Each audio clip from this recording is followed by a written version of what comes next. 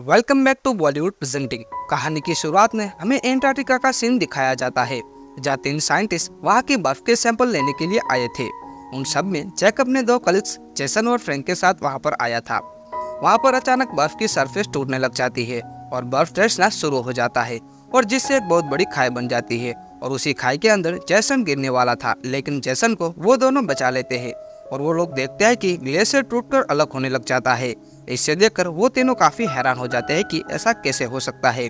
Movie के अगले scene में हमें दिखाया जाता है कि दिल्ली में यूएस कॉन्फ्रेंस बिठाई गई है, जहाँ जैक सभी लोगों को आने वाले खतरों में वार्न करता है और कहता है कि ग्लोबल वार्मिंग की वजह से धरती का तापमान काफी ज्यादा बढ़ रहा है, और अगर हमने इसके बारे में कुछ भी नहीं किया तो आने वाले 100-200 सालों में बड़े बड़े ग्लेशियर्स और हिमालय जैसे पहाड़ पिघलकर समंदर में मिल जाएंगे, जिसकी वजह से मौसम में काफी बदलाव होगा और भयंकर तूफान, सुनामी जैसी कुदरती आपदाएं आएगी, जिससे हमारी पृथ्वी खत्म हो जाएगी। लेकिन यूएस के वाइस प्रेसिडेंट उसकी बात को इग्नोर करते हुए अपनी इकोनॉमी पर फोकस करने की बात करते हैं और वहां से बाहर निकल जाते हैं। जैक की मुलाकात एक प्रोफेसर टेरी रैप्सन से होती है, जो कि काफी फेमस ओशियनोग्राफर है। टेरी रैप्सन जैक की तारीफ करता है और उसकी बातों से सहमत भी होता है। मूवी की अगले सीन में हमें टोक्यो का सीन दिखाया जाता है, जहाँ काफी तेज बारिश हो रही थी। लोग इस बीच अपने नॉर्मल रूटीन को फॉलो कर रहे होते हैं कि अचानक आसमान में बर्फ के बहुत बड़े बड़े गोले गिरने लग जाते हैं, जिससे लोगों में काफी हलचल मच जाती है। और ये बर्फ के गोले इतने बड़े थे कि इसके गिरने की वजह से कई सारे लोगों की मौत भी हो जाती है। इसके बाद हमें जैक को उसके बेटे सैम के साथ दिखाया जाता है। सैम को एक क्विज कंपटीशन के लिए न्यूयॉर्क जाना होता है, जिसके लिए जैक उसे एयरपोर्ट पर ड्रॉप करने जाता है। वही स्पेस सैटेलाइट में कुछ एस्ट्रोनॉट देखते हैं कि अर्थ पर एक अजीब तरह का तूफान का साइज बढ़ने लगा था। इधर प्लेन में हम देखते हैं कि सैम, जो अपनी फ्रेंड लोरा और बिलियन के साथ होता है, कुछ घंटों के बाद प्लेन एक तूफान में एंटर कर जाता है, जिसकी वजह से प्लेन काफी डिसबैलेंस हो जाता है। लेकिन किसी भी तरह से वो प्लेन सेफ निकल जाता है। इधर स्कॉटलैंड में वेदर रिसर्च सेंटर में हम देखते हैं कि टेरी रैप्सन को सिग्नल मिलता है कि समंदर के कई सारे पार्ट्स का टेम्परेचर काफी तेजी से गिर रहा है। वो समझ जाता है कि जैक की थियरी बिल्कुल सही जा रही है। न्यूयॉर्क सिटी में जब सैम और उसके दोस्त वहां पहुंच जाते हैं, तो वो देखते हैं कि बड़ी संख्या में बर्ड कहीं दूसरी तरफ जा रहे थे। यह देखकर सैम काफी हैरान हो जाता है। इधर क्विज स्टार्ट हो जाता है, जहाँ काफी सारे स्कूल के स्टूडेंट ने पार्टिसिपेट किया था। वहीं एक स्कूल का लड़का चेडी, जो लॉरा से फ्लर्ट करता है, जिससे सैम को जेलसी फील होती है। सैम लॉरा को पसंद करता था और उसे क्विज में कोई इंटरेस्ट नहीं होता। वो तो केवल सिर्फ लॉरा के साथ टाइम स्पेंड करने के लिए वहाँ पर आया होता है। मूवी की अगली सीन में हमें दिखाया जाता है कि टेरी रैप्सन देर रात को जैक को कॉल करके बताता है कि उसकी थियरी बिल्कुल सही जा रही है, क्योंकि अटलांटिक महासागर में काफी तेजी से टेम्परेचर गिर रहा है, जिसकी वजह से काफी ज्यादा तबाही आने वाली है। जैक ये बात सुनकर काफी हैरान हो जाता है, क्योंकि उसको लग रहा था कि ये घटना 100 सालों के बाद होगी। इसके बाद हमें दिखाया जाता है कि लॉस एंजलिस में बहुत बड़े बड़े बर्फ के गोले गिरने लगे थे, और साथ ही उस शहर में ढेर सारे टॉर्नेडोस एक्टिवेट होने भी लगे थे। टॉर्नेडोस ने पूरे शहर में तबाही ला दी थी, जिसकी वजह से काफी सारे लोग भी मारे जाते हैं। वही न्यूज रिपोर्टर इस न्यूज को कवर भी कर रहे होते हैं। इस तूफान में बहुत बड़ी बड़ी बिल्डिंग्स चकनाचूर हो जाती है। इधर एक कॉन्फ्रेंस बुलाई जाती है, जिसमें टॉम, जो कि वाइस प्रेसिडेंट का असिस्टेंट है, वो सभी साइंटिस्टों और वेदर एक्सपर्ट से बात करता है। वेदर एक्सपर्ट बताते हैं कि कनाडा के पास इसी तरह के कुछ हालात बने हुए हैं। साइबेरिया में एयर प्रेशर काफी बढ़ चुका है। ऑस्ट्रेलिया में भी भयंकर तूफान का सिलसिला जारी है। जैक सभी को बताता है कि समंदर का करंट पैटर्न बदल चुका है, जिसकी वजह से पूरा इकोसिस्टम अनबैलेंस हो चुका है, और इसी की वजह से इस तरह के ढेर सारे वेदर में बदलाव का सामना ह्यूमंस को करना पड़ेगा। और कहता है कि उन्हें गवर्नमेंट को अलर्ट कर देना होगा, लेकिन टॉम उसको साबित करने के लिए कहता है ताकि वो प्रेसिडेंट को कन्विंस कर सके। वहीं उस कॉन्फ्रेंस में जेनेट नाम की एक महिला भी मौजूद होती है, जो कि नासा की मेंबर होती है। वो जैक की हेल्प करने के लिए वो तैयार हो जाती है। इधर हमें जैक की वाइफ लूसी को दिखाया जाता है, जो कि एक डॉक्टर होती है। उसका पेशेंट एक पीटर, जो कि एक बच्चा होता है, वो ट्यूमर से पीड़ित होता है। लूसी उसका काफी ध्यान रखती होती है। जैक अपनी रिपोर्ट लेकर वाइस प्रेसिडेंट से मिलने चाहता है और बताता है कि वेदर में काफी भयानक तरह से चेंज हो रहा है, और कुछ ही दिनों में ये और भी ज्यादा भयंकर रूप ले सकता है। जैक वाइस प्रेसिडेंट से कहता है कि उन्हें शहर को खाली करवाने का ऑर्डर देना चाहिए, लेकिन वाइस प्रेसिडेंट उसकी बातों को साफ मना कर देते हैं। जैक का कहना था कि नॉर्दर्न स्टेट को सबसे ज्यादा खतरा हो सकता है, लेकिन वाइस प्रेसिडेंट को उसकी बातों पर जरा सा भी भरोसा नहीं होता। इधर न्यूयॉर्क में सैम और उसके दोस्त चैंडी के घर शेल्टर लेने आ चुके थे, क्योंकि सभी स्टूडेंट स्कूल में फंस चुके थे। वहीं दूसरी तरफ 3 हेलीकॉप्टर ब्रिटिश रॉयल फैमिली को रेस्क्यू करने के लिए उनकी तरफ जा रहे होते हैं, लेकिन भयंकर तूफान होने के बावजूद भी वो निकल पड़े थे। लेकिन अचानक से उनका फ्यूल जम जाता है और वो नीचे की तरफ गिरने लग जाते हैं। इतना ही नहीं बल्कि जो भी सोल्जर उसके अंदर थे वो भी जमकर बिल्कुल स्टैच्यू बन जाते हैं। टेरी रेप्सन ये खबर जैक को देता हुआ बताता है कि अचानक से टेम्परेचर -150 क्रॉस हो गया है। इसलिए जैक स्कॉटलैंड का डेटा देखता है, जिससे उसको पता चलता है कि यह यूरिकन है जो काफी तेजी से बढ़ने लगा था। इधर न्यूयॉर्क में काफी तेज बारिश हो रही थी, जिसकी वजह से पानी का लेवल बढ़ने लगा था। यहाँ पर जेडी कहता है कि उसका छोटा भाई बोर्डिंग स्कूल में पढ़ता है और अपने भाई को बचाने के लिए जाना होगा। ये सभी लोग न्यूयॉर्क की सड़कों पर निकल पड़े थे, लेकिन तेज बारिश भी हो रही थी। इधर पानी की वजह से रोड पर पानी का लेवल भी बढ़ने लगा था। इधर न्यूयॉर्क के लोग एक पब्लिक लाइब्रेरी में आश्रय ले रहे होते हैं। वहीं शहर की सारी टैक्सी सड़कों पर बंद पड़ी थी।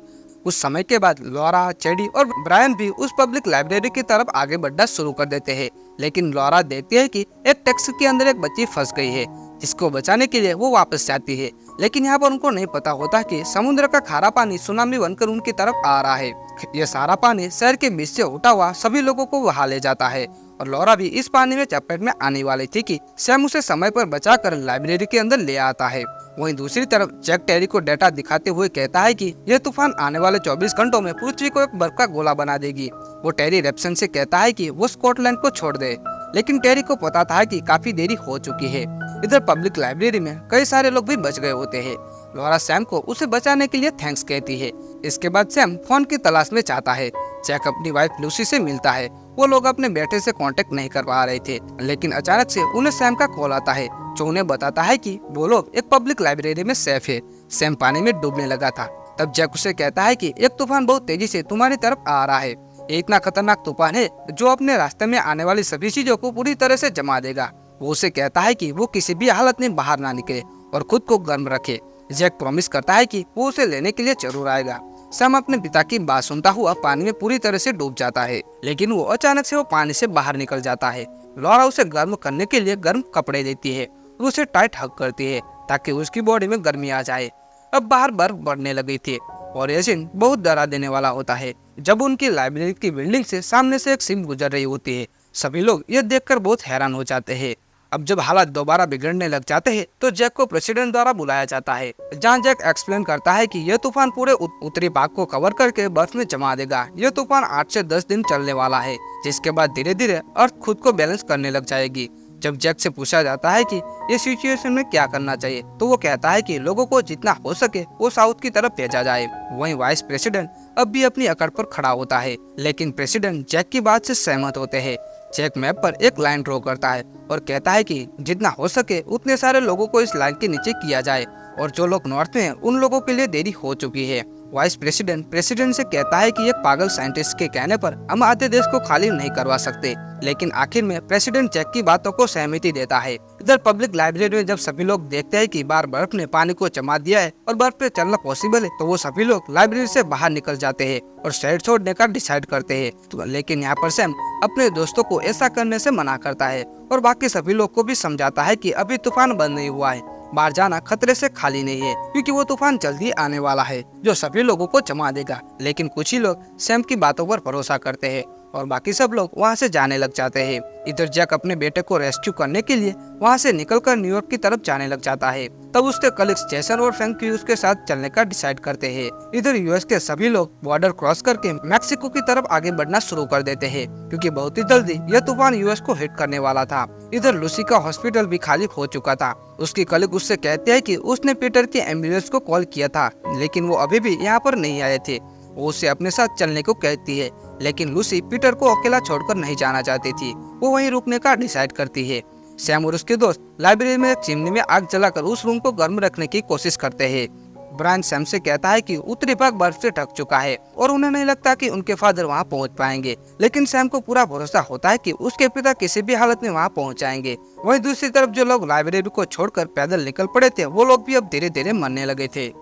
इधर जैक की कार बर्फ में चलती हुई एक बस से टकरा जाती है और वो लोग उससे आगे पैदल चलने का डिसाइड करते हैं।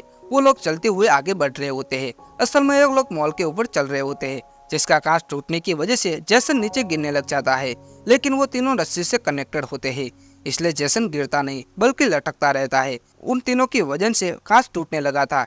जिसकी वजह से वो दोनों भी गिर सकते थे। इसलिए जेसन फ्रैंक और जैक की जान बचाने के लिए रस्सी काट देता है और खुद की जान को सेक्रीफाइस कर देता है। जैक और फ्रैंक को इस बात पर काफी दुख होता है। इधर लूसी जो कि पीटर के पास थी, उससे अचानक बाहर से खुशी की आवाज आती है। वो बाहर जाकर देखते हैं कि उन्हें लेने के लिए एम्बुलेंस और टीम आ चुकी है। लूसी को इस बात से काफी राहत महसूस होती है। उधर सैम देखता है कि लॉरा को काफी तेज बुखार था। अब वो उसे फाइनली अपने दिल की बात बताता है और उन दोनों के बीच इंटीमेट एक्टिविटी होती है। मैक्सिको के रेफ्यूजी कैंप में प्रेसिडेंट के अलावा सभी लोग आ चुके थे। उन्हें वहाँ न्यूज मिलता है कि वाइस प्रेसिडेंट अभी भी नहीं आए, क्योंकि वो जब वाइस प्रेसिडेंट मैक्सिको की तरफ आ रहे होते तो वो तूफान में मारे गए हैं। वही सैम को पता चल जाता है कि जब लॉरा उस समय उस बच्चे को बचाने गई थी तो उसके पैर पर चोट लग गई थी, जिसकी वजह से उसको इन्फेक्शन हो गया था और बुखार की वजह से इन्फेक्शन भी हुआ था। उसके इलाज के लिए उनके पास मेडिसिन नहीं थी, लेकिन सैम कहता है कि बाहर जो शिप है उसके अंदर जरूर मेडिसिन होगी। वहीं दूसरी तरफ हमें दिखाया जाता है कि सैटेलाइट एस्ट्रोनॉट धरती का भयंकर नजारा देखते हैं और उसके फोटोज जेनेट को भेजते हैं। जेनेट ये फोटो टॉम को दिखाते हुए कहती है कि यह तूफान बहुत बड़ा है, जिसने एशिया और यूरोप को ऑलरेडी कवर कर लिया है और 1 घंटे में न्यूयॉर्क तक पहुंच जाएगा। इधर बर्फ में चलते हुए फ्रैंक अचानक बेहोश हो जाता है। वहीं दूसरी तरफ सैम, जेडी और उसके फ्रेंड शिप में मेडिसिन ढूंढने के लिए बाहर जाते हैं। वो लोग शिप के अंदर एंटर कर जाते हैं, जो कि पूरी तरह से बर्फ में ढक चुका था। लेकिन उनके पीछे पीछे कुछ भेड़िए भी शिप के अंदर एंटर कर जाते हैं, जो एक जू से भागकर निकल गए थे। उन्हें शिप के अंदर मेडिसिन तो मिल जाती है, लेकिन वो भेड़िए उन्हें घेर लेते हैं। सैम बड़ी चालाकी से एक विंडो से बाहर निकलकर सारे भेड़ियों को डिस्ट्रैक्ट कर देता है और बाकी दोनों भी शिप से बाहर निकल जाते हैं। उधर जैक भी फ्रैंक को खींचते हुए आगे जा रहा था। तब वो देखता है कि बर्फीले तूफान उसकी तरफ आगे बढ़ रहा है। फ्रैंक सोचता है कि वो उसे जमा देगा। वो फ्रैंक को एक छत से एक रूम में गिरा देता है और उसके अंदर जाकर जल्दी से दरवाजा लॉक करके आग जला देता है। उधर सैम और बाकी लोगों भी काफी तेजी से लाइब्रेरी के अंदर की तरफ चले जाते हैं। तूफान के बीच जो भी चीज आती थी वो काफी तेजी से जम जाती थी। लाइब्रेरी के अंदर पहुंचकर सैम जल्दी से दरवाजा बंद कर देता है और ढेर सारे किताबें आग में डाल देता है ताकि रूम में गर्मी बढ़ सके। और वही अगली सुबह जब फ्रैंक उठता है तो वो देखता है कि वो एक रूम में जैक के साथ होता है। जैक उसे साथ लेकर दोबारा भारी तूफान में सैम को ढूंढने के लिए लाइब्रेरी की तरफ निकल जाता है और वो देखता है कि ढेर सारे लोग बर्फ में जमकर मर चुके थे। जब उन्हें चलते हुए रात हो जाती है तो वो टेंट लगाकर एक जगह पर रुक जाते हैं। तब फ्रैंक जैक को कहता है कि उसे नहीं लगता कि सैम अब तक बच पाया होगा, लेकिन सैटेलाइट से एस्ट्रोनॉट देखते हैं कि अब धीरे धीरे तूफान क्लियर होने लगा था। सुबह जब जैक और फ्रैंक अपने टेंट से बाहर निकलते हैं तो वो देखते हैं कि मौसम अब साफ हो चुका था, लेकिन एक बहुत बड़ी बर्फ की चादर में पूरा शहर दबा हुआ था। वो अपने डिवाइस की हेल्प से वो आगे बढ़ना शुरू कर देते हैं, जहाँ उन्हें वो लाइब्रेरी मिल जाती है जो कि बर्फ के अंदर दबी थी। वो लोग अंदर जाते हैं। जब सैम और बाकी सभी लोग गर्म रूम में सेफ होते हैं। जैक अपने बेटे को हक करता है। वहीं दूसरी तरफ टॉम नए प्रेसिडेंट से कहता है कि उन्हें जैक का सिग्नल मिल गया है। ये बात सुनकर प्रेसिडेंट खुश हो जाता है और टीम को उनको बचाने के लिए भेजता है। इसके बाद हमें दिखाया जाता है कि अब मौसम धीरे धीरे ठीक हो रहा था।